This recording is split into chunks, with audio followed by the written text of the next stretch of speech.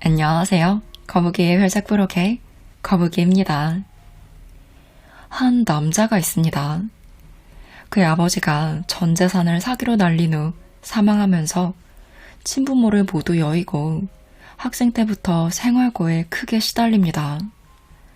학비를 벌어보고자 보따리 장사부터 시작해 혼자 여러 분야에 대해 공부하며 의류업, 무역업, 컴퓨터, 유통업 등으로 자산을 모으기 시작합니다. 그 자산을 외환 투자, 부동산 경매, 주식 등으로 증대시켜서 학연, 혈연 지연, 정치적 배경 없이 홀로 순자산 1,000억 원대의 부자가 되었는데요. 이 이야기의 주인공은 필명 세이노입니다. 세이노라는 뜻은 현재까지 믿고 있는 것들에 대해 노라고 말하라는 뜻이라고 해요.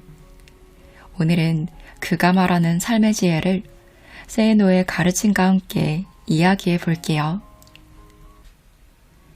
부티보다 귀티나게 외모에도 신경 쓰세요. 외모도 중요하고 실력도 중요합니다. 저는 도덕적 문제와 관련해서는 사람들의 말을 크게 믿지 않습니다. 교통신호를 지켜야 한다 라고 말은 하지만 실제 생활에서는 그렇게 하지 않는 사람들이 많기 때문입니다. 말과 행동의 이중성이죠.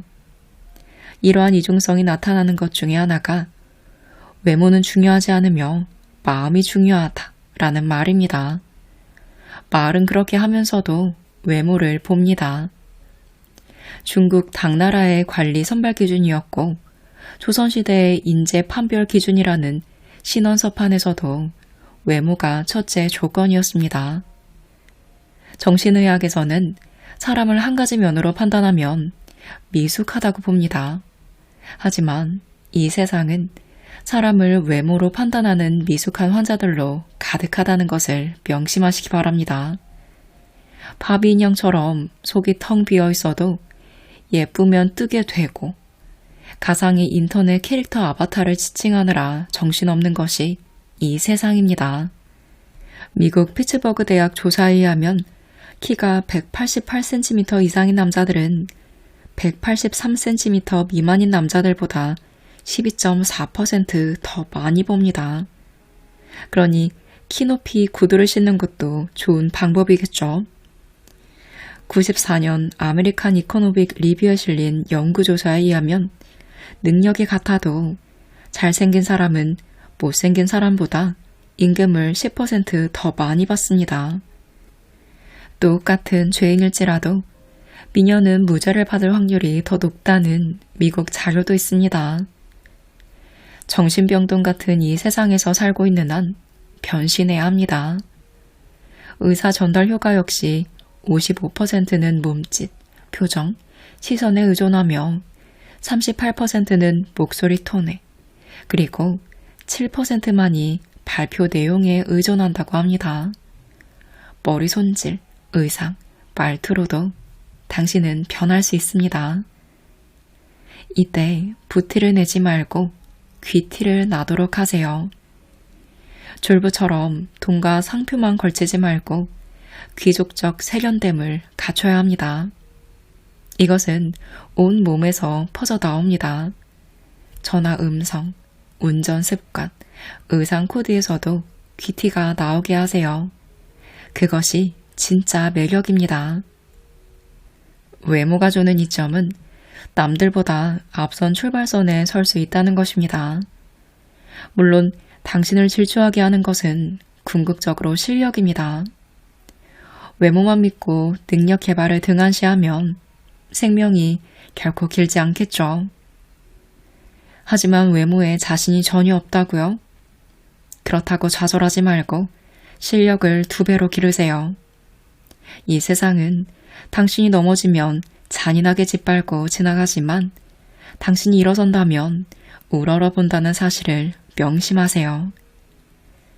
찰스 왕세자가 왜 젊고 아름다운 다이애나를 좋아했다가 턱주름 가득한 파커 볼스를 사랑했는지도 한 번쯤은 생각해 보시기 바랍니다.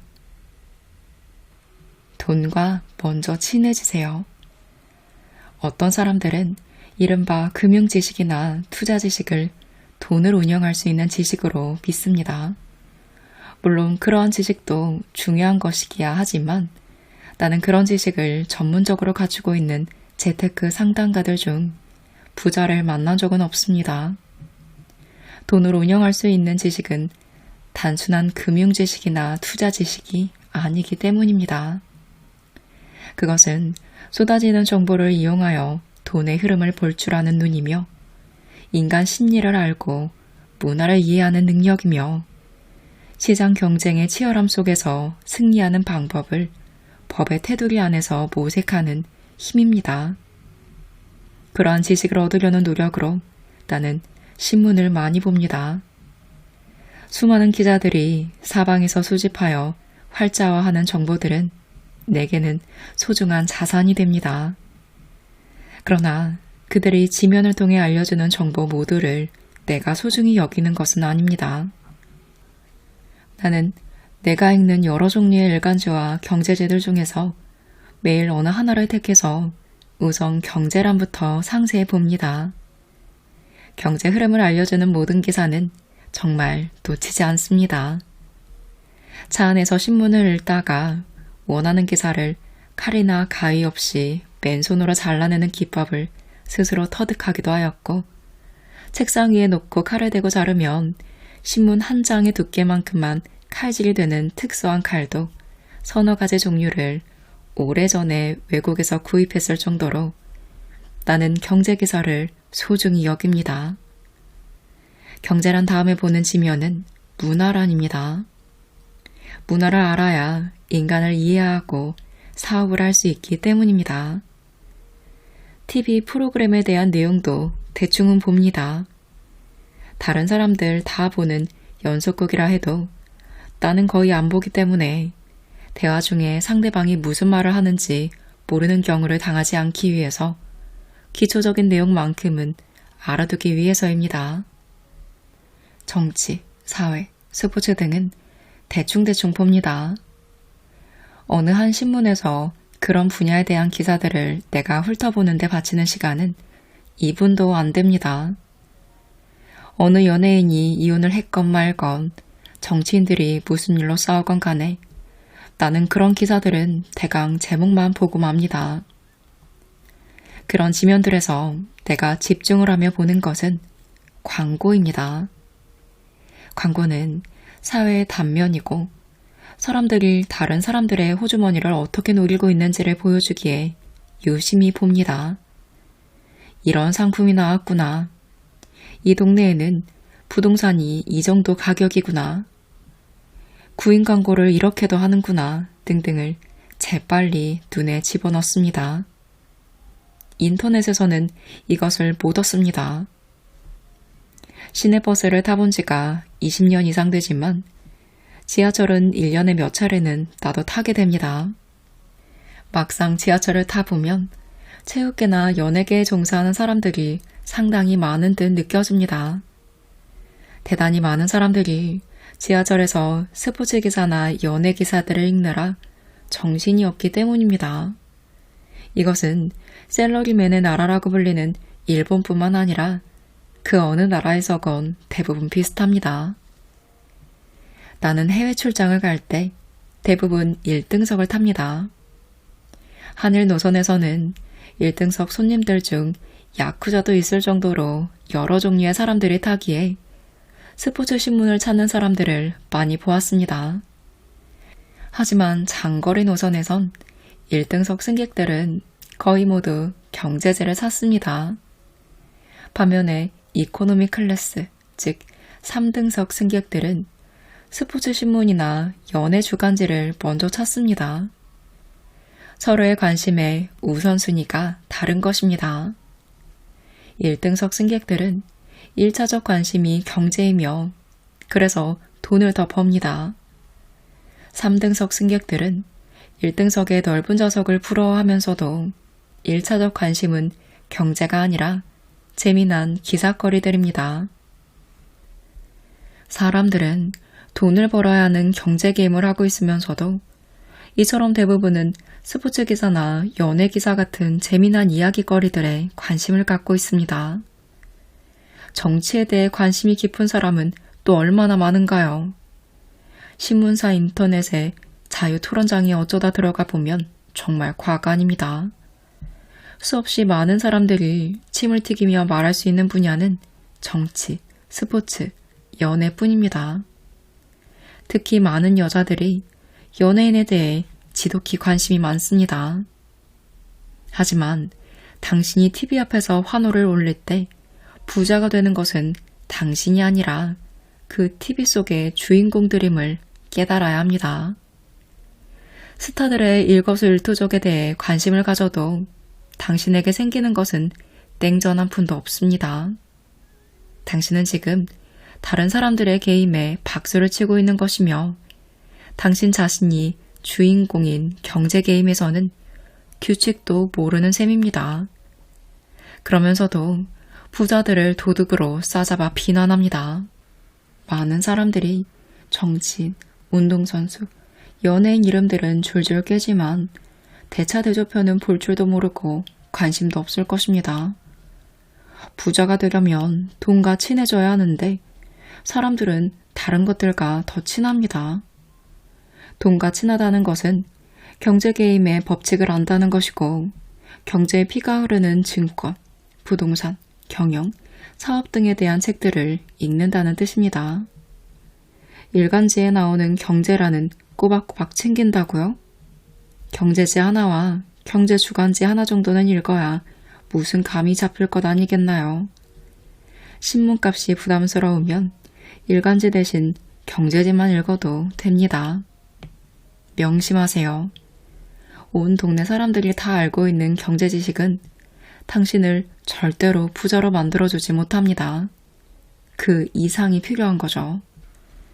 그래서 책을 좀 읽으라고 하면 어떤 사람들은 정치, 문학, 역사, 종교 서적들을 봅니다. 교양이나 영혼의 양식을 얻기 위함이라고 하면서 말이죠. 물론 나도 그런 책을 읽습니다. 하지만 비율로 따져본다면 그런 책들보다는 돈 냄새 나는 책들을 더 많이 읽어왔습니다. 영혼의 양식보다 일용한 양식을 먼저 챙겼다는 말이죠. 기억하세요. 교양인에게 돈 많이 주는 세상이 아닙니다. 부자가 되어 경제적으로 자유로워지고 싶다면 당연히 일용할 양식부터 넉넉하게 만들 수 있는 책을 먼저 읽고 그 다음에 교양을 닦으세요. 미국 프로야구 선수 박찬호가 연습은 안 하고 교양 증대만 관심이 있었다면 어떻게 되었을까요?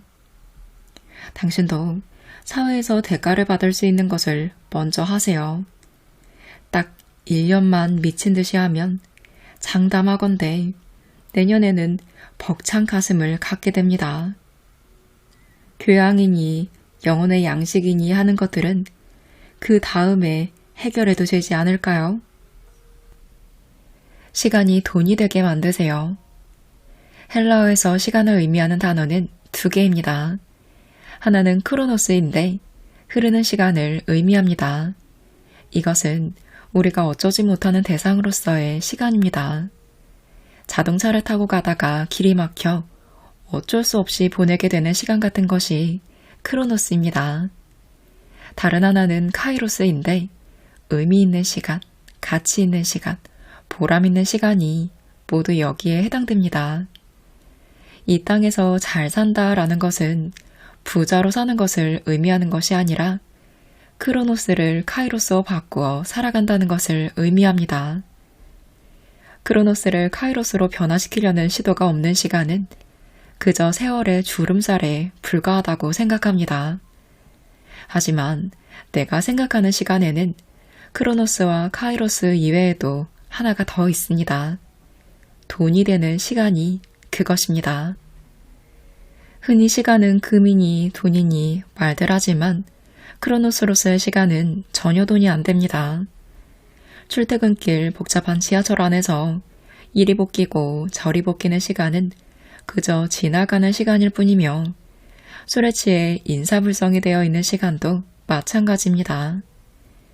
카이로스로서의 시간이라고 해서 돈이 되는 것도 아닙니다. 예를 들어 당신이 월드컵에서 한국을 응원하느라 근 한 달 동안을 축구에 모든 시간과 열정을 쏟으며 승리의 감격을 맛보고 패배의 아쉬움도 맛보았다면 그 시간은 카이로스는 될 수 있지만 그 시간이 돈이 되는 것은 아니지 않을까요? 부자가 되려면 돈이 되는 시간이 많아야 합니다. 일을 하고 보수를 받았다면 그 노동 시간은 돈이 되는 시간에 해당됩니다. 돈이 되는 시간은 그 시간에 임하는 사람의 태도에 따라 크로노스가 될 수도 있고 카이로스가 될 수도 있습니다. 똑같은 일을 하여도 다람쥐 쳇바퀴 돌리듯 무심하게, 무성의하게 기계적으로 한다면 그 시간은 크로노스에 지나지 않습니다. 하지만 이를 개선하고자 하고 자신의 힘을 모두 쏟아부으며 최선을 다한다면 그 시간은 카이로스가 될 것입니다. 돈이 되는 시간은 경제적 대가가 주어지는 노동 시간만을 의미하는 것이 아닙니다. 지금 당장은 대가가 주어지지 않는다고 할지라도 미래의 경제적 대가가 주어지는 지식을 얻는 데 사용되는 시간 역시 돈이 되는 시간에 해당됩니다.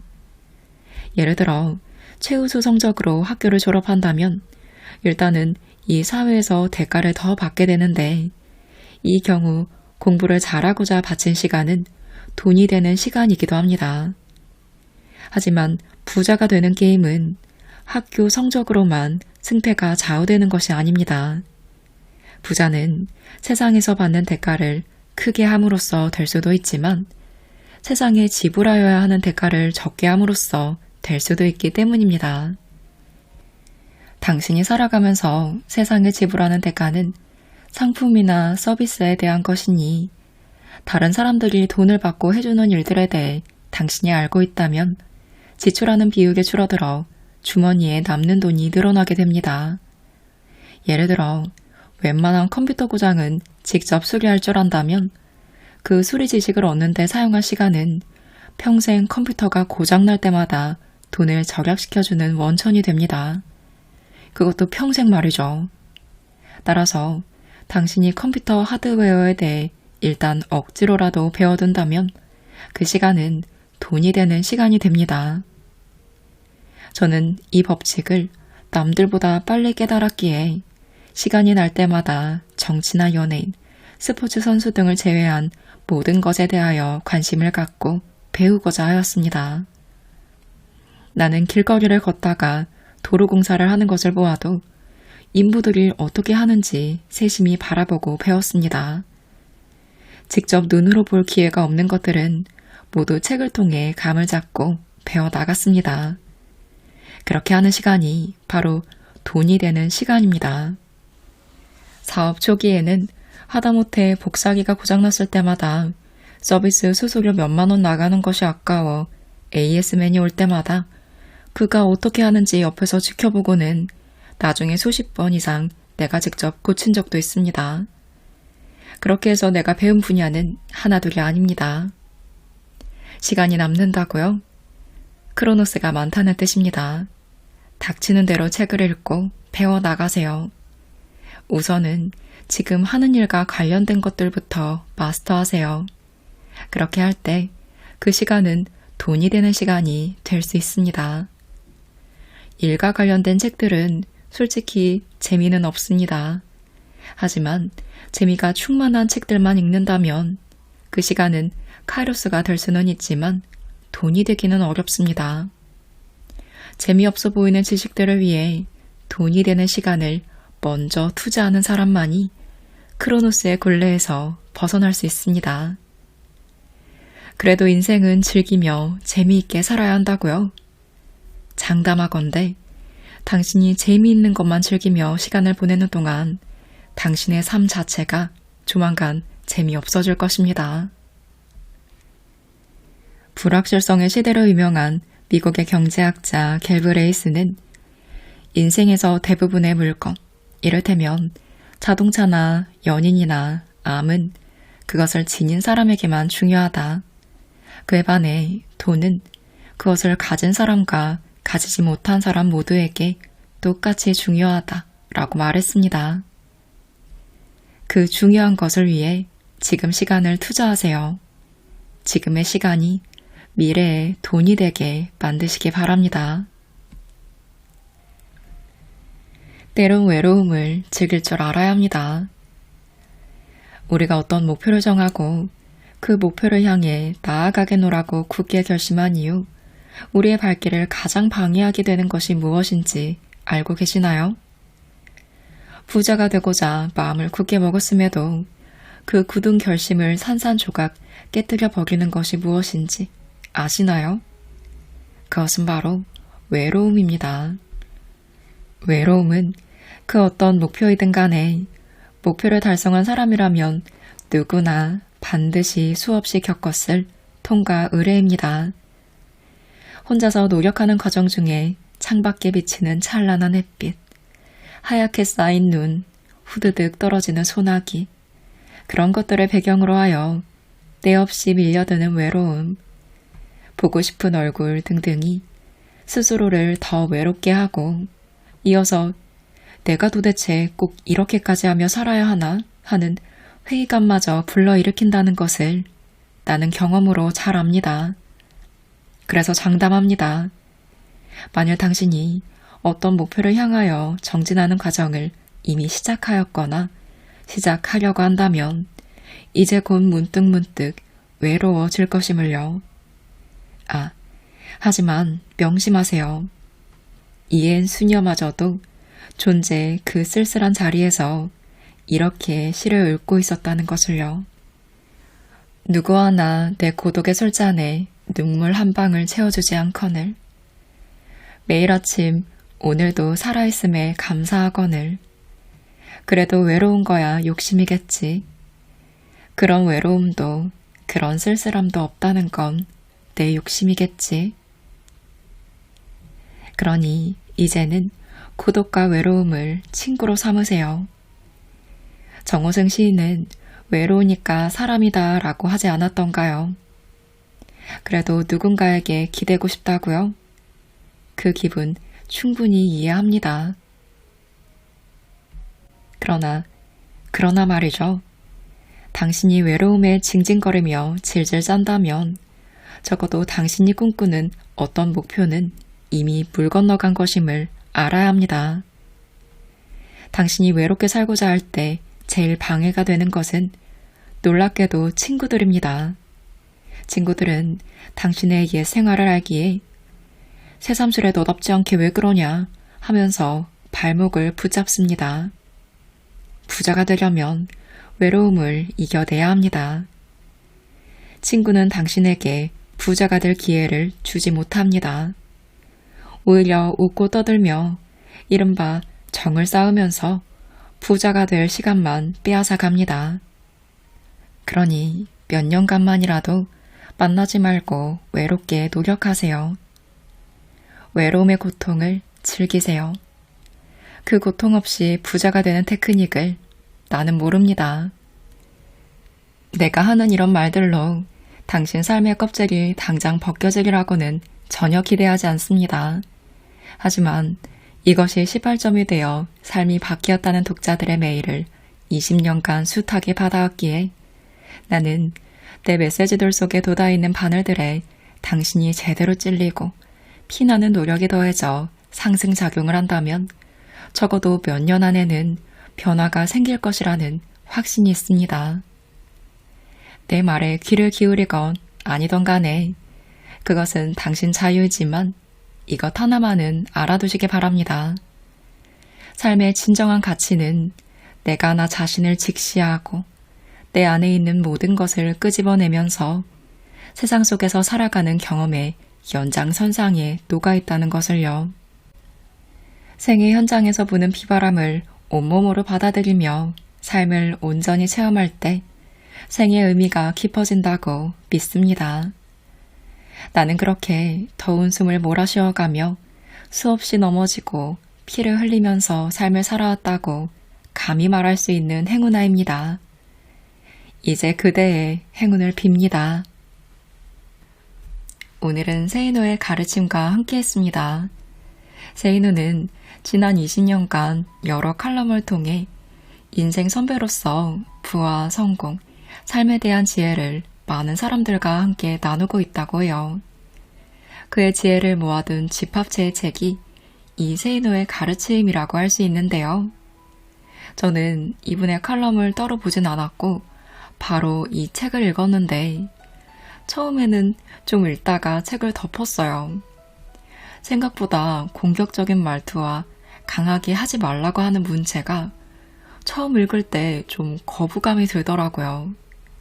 그런데 좀 지나서 저렇게 확신 있고 강하게 이야기하는 천억 부자의 신념은 무엇인지 궁금한 거예요. 그래서 다시 책을 잡았죠. 뼈 때리는 현실적인 조언이 많았고, 너는 지금 목표를 이루는 데 있어 이렇게 최선을 다하고 있니? 라는 물음표와 함께 자극을 받기도 했습니다.